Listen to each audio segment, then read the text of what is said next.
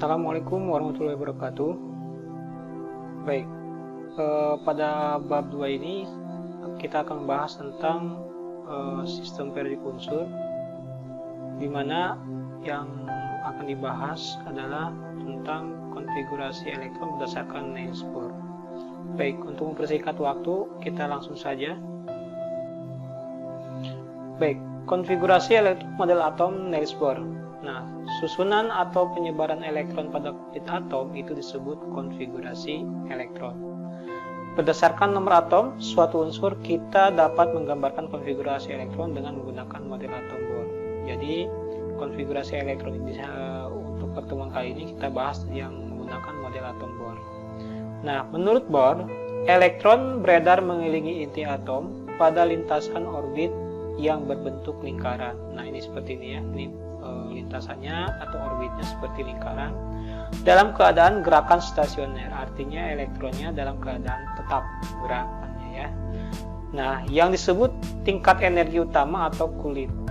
Jadi di sini ada kulit tingkat energi utama, berarti N ya, ini kulit 1, kulit 2, kulit 3. Nah, jadi nilai kulit itu dikasih nomor dari angka 1 sampai dan seterusnya ya.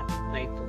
Nah, makin jauh dari inti, maka tingkat energi lintasan makin tinggi. Nah, jadi kalau misalkan ini inti atom, jadi semakin jauh terhadap inti atom jaraknya, maka dia memiliki energinya paling tinggi gitu ya. Itu yang harus diingat. Nah, dalam pengisian elektron pada setiap kulit, nah ini ada aturannya. Aturannya yang pertama adalah pengisian dimulai dari tingkat energi paling rendah ke tingkat energi yang paling tinggi. Berarti kulit yang dekat dengan inti atom dulu, baru ke kulit yang jauh dari inti atom. Nah, maka dimulai dari kulit K, L, M dan seterusnya. Nah, di sini dikasih nama kulit itu ya, ada kulit dimulai dari huruf K, L, M, N, O dan seterusnya ya, seperti itu. Jadi tergantung kebutuhan jumlah elektronnya berapa. Nah, yang kedua, elektron-elektron akan mengisi penuh kulit terlebih dahulu, baru mengisi kulit selanjutnya dengan catatan.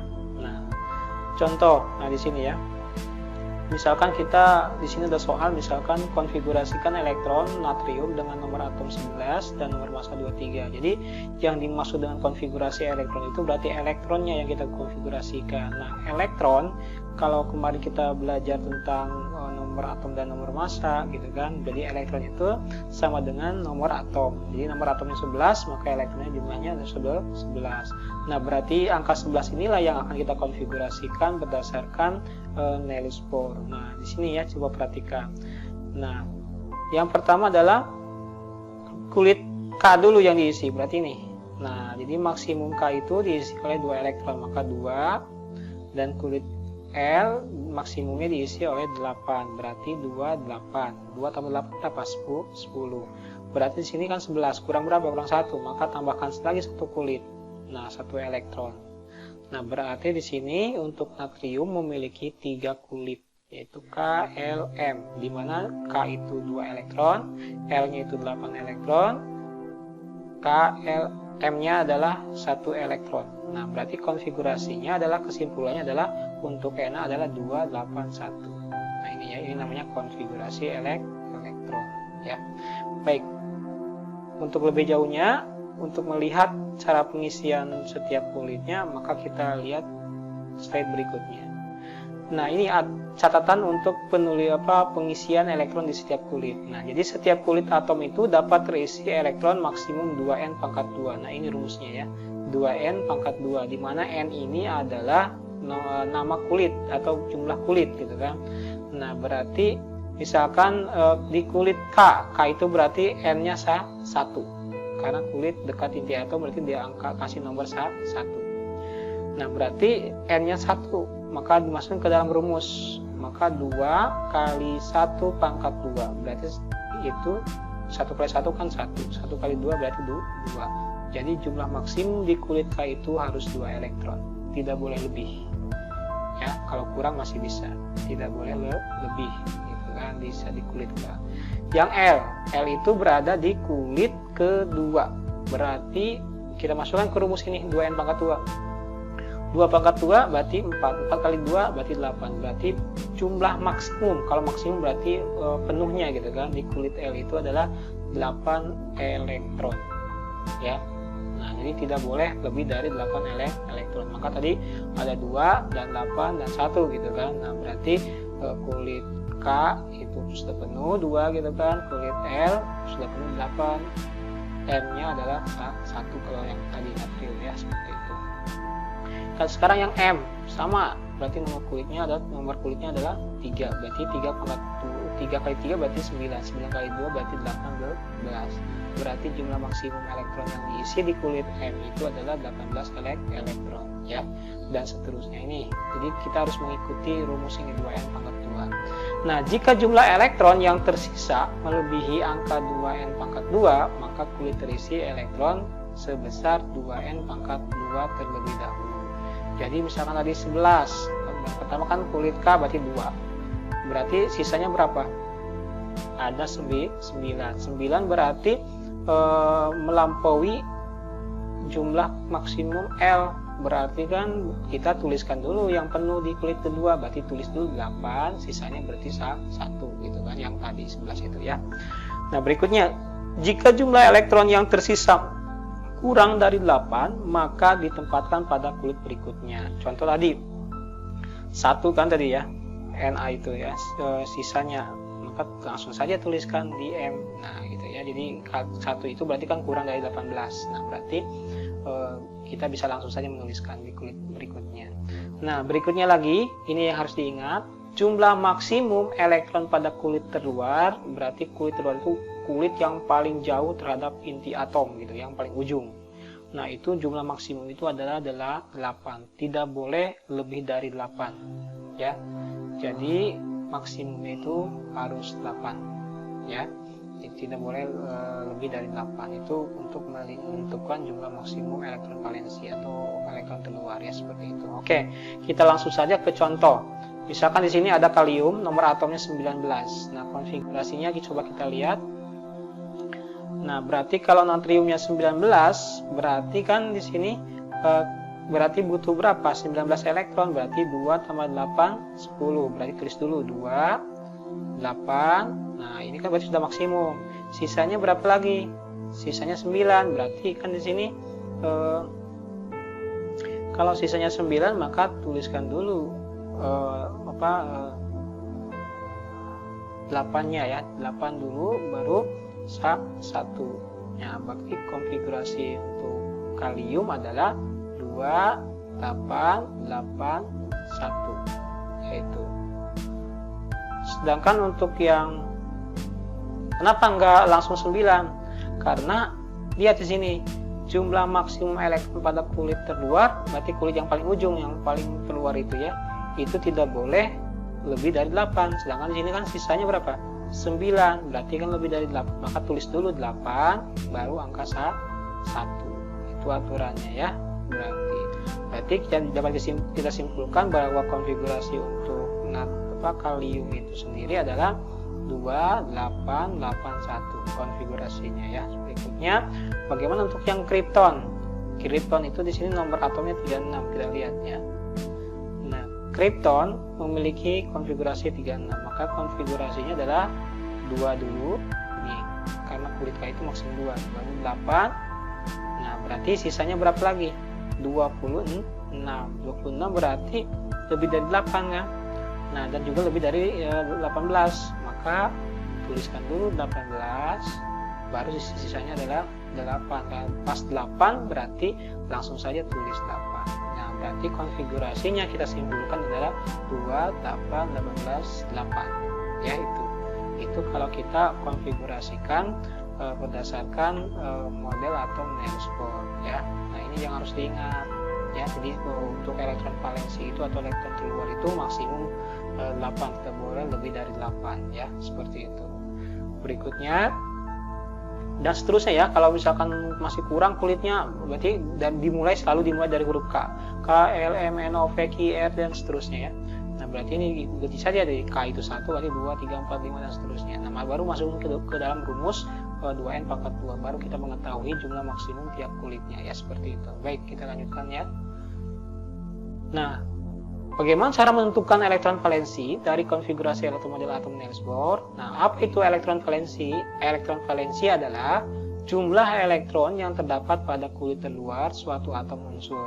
Jadi yang paling ujung, yang paling terjauh terhadap inti atom itu disebut elektron valensi.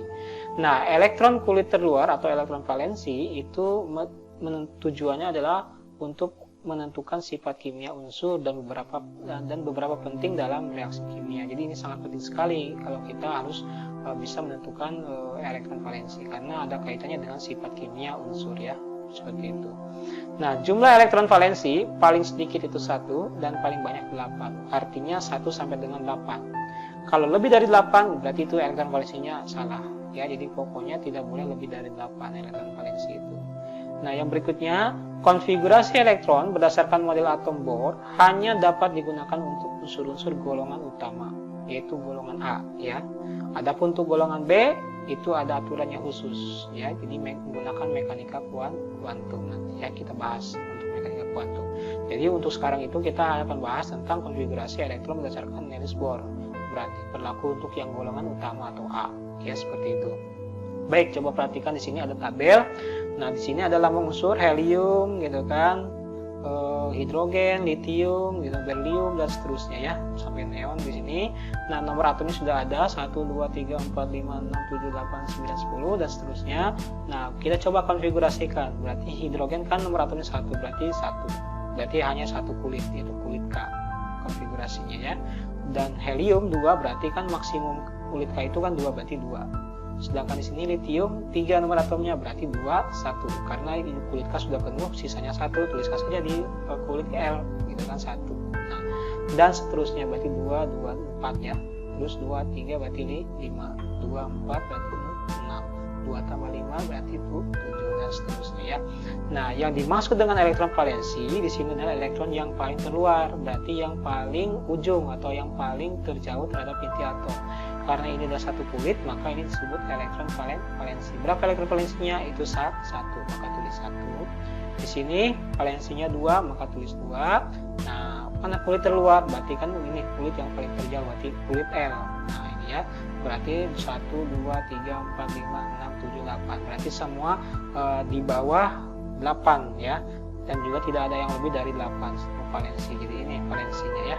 Bisa ini elektron valensinya. Mudah-mudahan Anda semua bisa menentukan elektron valensi. Intinya pokoknya yang paling ujung, yang paling terluar atau yang paling terjauh terhadap inti atom itu namanya elektron valensi ya, seperti itu. Tujuannya untuk apa? Sebenarnya untuk menentukan sifat kimia unsur dan juga sangat penting dalam reaksi kimia nantinya ya, seperti itu.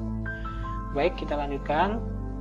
Nah, bagaimana hubungan golongan, periode, dan konfigurasi elektron model atom Niels Bohr? Nah, apa itu golongan, apa itu periode? Nah, coba kita lihat. Golongan adalah kolom vertikal pada tabel periodik. Jadi di kimia itu ada yang harus Anda hafal gitu kan, harus ada yang ingat karena itu, salah satunya adalah itu sangat penting gitu kan. Nah, ini namanya adalah tabel periodik atau sistem periodik unsur ya. Nah, jadi yang vertikal itu, lajur vertikal itu disebut golongan. Berarti dari atas ke bawah itu disebut satu golongan ya. Sedangkan periode adalah baris horizontal pada tabel periodik. Berarti yang mendatar. Nah, ini yang mendatar.